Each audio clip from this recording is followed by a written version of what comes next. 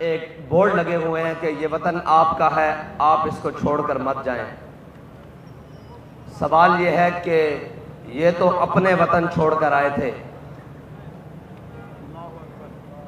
ये तो गुरदासपुर छोड़कर आए थे, ये जोधपुर छोड़कर आए थे, ये कानपुर छोड़कर आए थे, ये अंबाला छोड़कर आए थे, ये पटियाला छोड़कर आए थे, ये जनाब दिल्ली छोड़कर आए थे, ये जनाब मुंबई छोड़कर आए थे।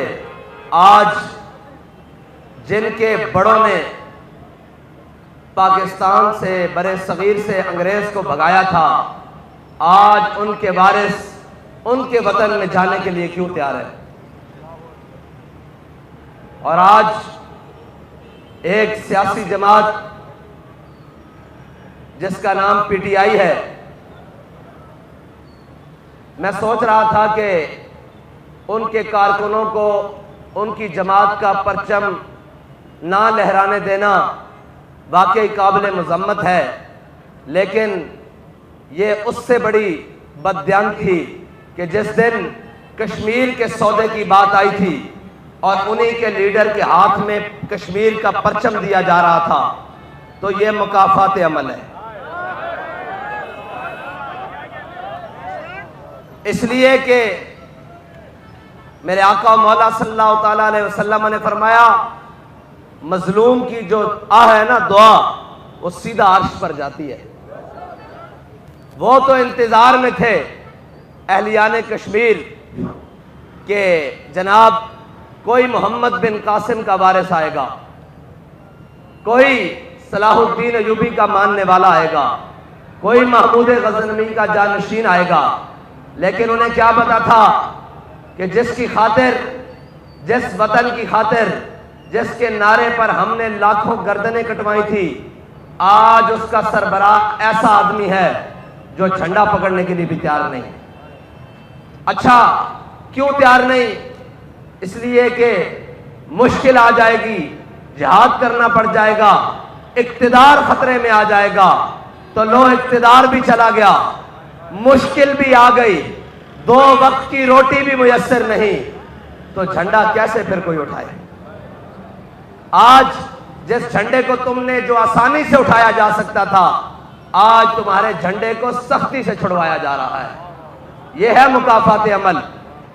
और आप, ये मैं तमाम आप देख रहा हूं कि थके थके चेहरे हैं, थकावट के आसार हैं। तो जरा उस रात के बारे में भी ख्याल कीजिए कि आज की रात थी, अपना वतन छोड़कर अमृतसर लुटे पिटे काफिलों के साथ जो घर के 4 अफराद चले थे, अकेली बहन बची थी। जो घर के 7 अफराद चले थे, 2 भाई बच गए थे, वो भी जख्मी हालत में। जो घर का कुंबा 13 अफराद पे मुश्तमिल था, वो 3 पर बचा, माँ, बेटा और आगे बहू, बाकी सब रास्ते में काटे गए। जरा उनका भी ख्याल करें कि वो बाबिल पाकिस्तान में आज की रात कैसे गुजार रहे होंगे। और वो तो इस यकीन से आए थे, वो तो इस ईकान से आए थे कि इंशाअल्लाह अब सुबह होगी, अब जनाब पाकिस्तान के अंदर मोहम्मद अरबी का निज़ाम होगा और जनाब सुबह ही बोलबाला होगा। लेकिन सुबह होते ही वो किन की बुनियाद पर आए थे? वो इसी बुनियाद पर आए थे कि हमारे भाइयों ने कहा है कि इधर चले आओ, ये मुसलमानों का वतन होगा, ये मोहम्मद अरबी के गुलामों का वतन होगा। लेकिन 76 साल से इन मुसलमानों ने, इन दावा इश्क रसूल करने वालों ने इस पाकिस्तान के अंदर ना निज़ाम मुस्तफ़ा आने दिया, ना हुजूर का निज़ाम आने दिया, ना कुरान का कोई निज़ाम आने दिया, ना कुरान के अहकाम आने दिए। इस पाकिस्तान के बसने वालों ने, वो 1857 में कहते थे गदर हुई, लेकिन बाखुदा जो पाकिस्तान के अंदर गदर हुई, आज तक उन्होंने कहा लो, हमने अपनी जानें देकर, अपने वतन देकर, अपनी जायदादें देकर, अपने बच्चे देकर, अपने माल देकर, अपने असबाब देकर तुम्हें वतन लेकर दिया है। चलो उठो, मोहम्मद अरबी के नाम पर इसको खड़ा करो पूरी दुनिया के ऊपर और इस परचम को बुलंद कर दो अब पूरी दुनिया के अंदर इस सबज हिलाली परचम को कि ये इस्लाम का परचम है।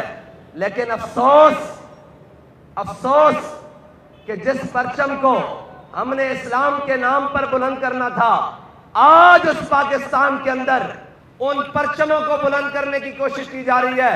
वो नापाक परचम जिनकी बुनियाद इस्लाम के अहकामात से टकराती है, जो सरासर इस्लाम के मुनाफी हैं। आज उस पाकिस्तान के ऐवान बाला में और ऐवान बाला के अंदर बैठे हुए लोग जो कम अज कम 5-5 बार असम्बलियों से, फिर 2-3 बार सेनेट के मजे लेने के बाद जिसको पाकिस्तान का ऐवान बाला कहा जाता है, आज उस ऐवान बाला के अंदर इस्लाम को दहशतगर्द कहा जा रहा है। आज उस ऐवान बाला के अंदर इस्लाम को इंतहा पसंद कहा जा रहा है। आज उस ऐवान बाला के अंदर पाकिस्तान को और इस्लाम को शिद्दत पसंद कहा जा रहा है।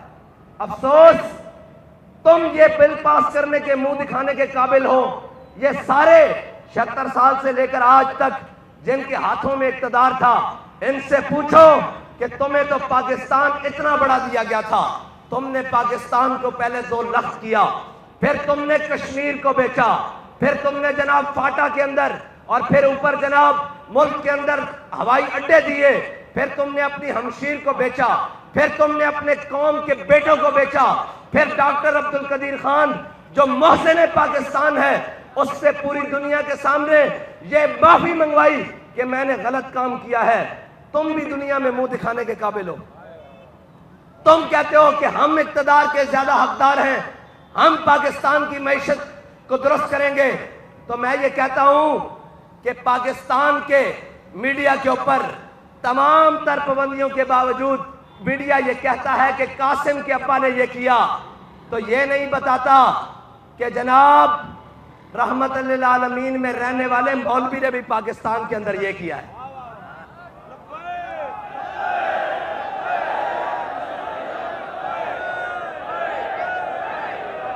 और यह नहीं बताता कि उस मर्द कलंदर जिसकी बारगाह में हम सब जमा हैं, उस मर्द कलंदर ने एक अपने ऐलान से कश्मीर के अंदर खत्म नबूवत का बिल पास कराया जो कम अज कम 50 साल से असेंबली के फ्लोर पर पड़ा हुआ था। कहा था कि हम खत्म नबूवत पर पैरा देकर आए हैं और अब हम फैजाबाद से वापस आए हैं। अगर तुमने खत्म नबूवत का बिल कश्मीर में कादियानियों को काफिर करार नहीं दिया गया था बाबा जी के इस ऐलान से पहले, और जनाब सूरज 17 का गुरूब हो रहा था और 18 का तुलू हो रहा था, बाबा जी ने कहा था सब इसको लब्बैक के नारों से अलविदा करो और हम तुम्हें अल्टीमेटम देते हैं, जल्द अज जल्द इस कश्मीर के अंदर कादियानियों को काफिर करार दो, वरना हमने जो धरना दिया है फैजाबाद के अंदर, अगला धरना मुजफ्फराबाद के अंदर होगा और लोग फैजाबाद को भूलकर मुजफ्फराबाद को याद करना शुरू कर देंगे। यह नहीं बताता कि एक शख्स की आवाज ने लाखों मुसलमानों के ईमान बचा दिए और कश्मीर के अंदर इस्लाम का खत्म नबूवत का परचम लहरा दिया। लेकिन अफसोस ये बताएंगे कि आज उस फलां ने अदाकारा ने फलां शख्स की जनाब वीडियो लीक कर दी है। भाई तुम्हारा बाजा बजाना बजता है इसलिए कि पाकिस्तान का बाजा तो बज चुका है, इसलिए कि पाकिस्तान के अंदर और कोई चीज तो बची नहीं, एक बाजा ही रह गया, वो बजेगा। ये रोने वाली बात है, हंसने वाली बात नहीं है। इसके अलावा है क्या? पुत्र बाजा बजा के ना घर जाके पिछली दा बिल भी देख लवी। हाँ, बाजा बजान तो बाद घर जाके पूछी कि असी ये मुल्क पाकिस्तान इस्लाम दे नां ते लिया सी, लेकिन मैं 76-72 जनाब चैनल खोल के देख रहा किसी एक जगह भी इस्लाम दा नां है कि नहीं। अगर ना होवे तो फिर दोबारा बाजा बजावी, क्योंकि तुहाडे को रहा कुछ नहीं बाजा बजाने तो इलावा, तुहाडे को शह कोई नहीं बाजा बजाने तो इलावा। इस वास्ते कि जिन्हां दियां बाजियां नूं नचा दिता गया होवे वो फिर बाजा ही बजा सकते हैं।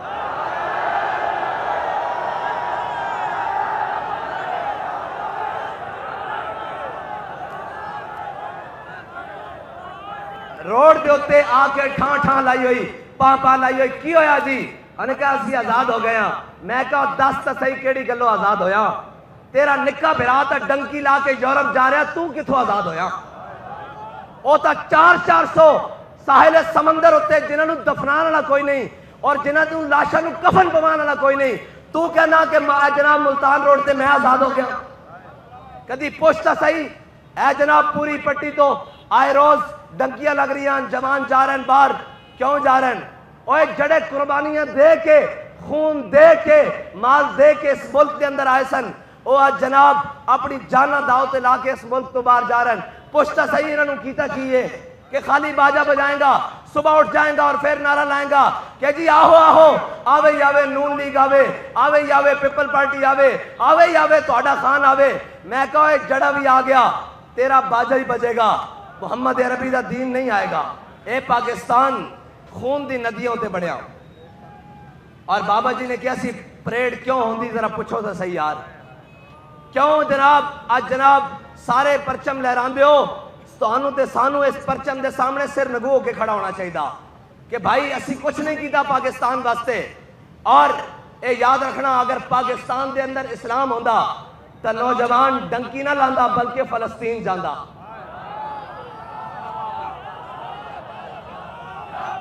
अगर पाकिस्तान के अंदर मुहम्मद अरबी का दीन होंदा तो नौजवान डंकी ना लांदा कश्मीर जांदा।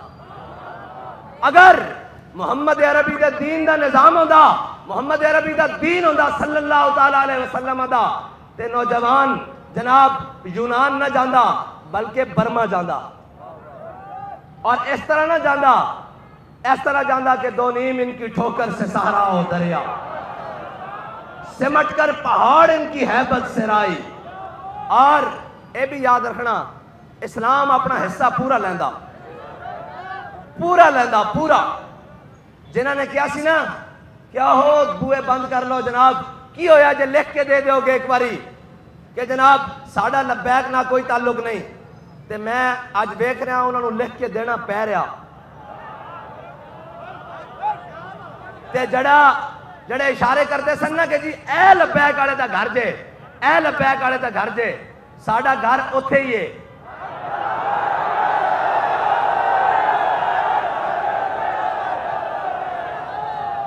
साडा घर उत्थे ही है ते थानेदार उत्थे नहीं, वो तबादला करा गया। यह गल है कि नहीं? ते असी उथों रोजाना निकलते भी हाँ ते वापस घर जाते भी हाँ। साडे राज कोई बैठे सन तां सानू कोई फिक्र नहीं सी। और ये तो छोटी बात है। बाबा जी ने किसी ने पूछा भाई हाँ भाई, उन्हें कहा जनाब मेरे घर पुलिस आ गई। बस बाबा जी ने कहा हाँ भाई की हुण तेरा की ख्याल है तहरीक लब्बैक बारे? उन्हें कहा जनाब तुसी सानू अपनी इज्जत वास्ते नहीं बुलाया, हुजूर की इज्जत वास्ते बुलाया। ते मैं हजरत जनाब सैयदना सिद्दीक अकबर दा गुलाम हाँ। ये गल करते हो हुजूर की इज्जत वास्ते, मेरे घर वालियां कोई बाला तो घसीट के भी लै जाए मैनू कोई परवाह नहीं, मैं हुजूर की इज्जत से उस तरह खड़ा होया।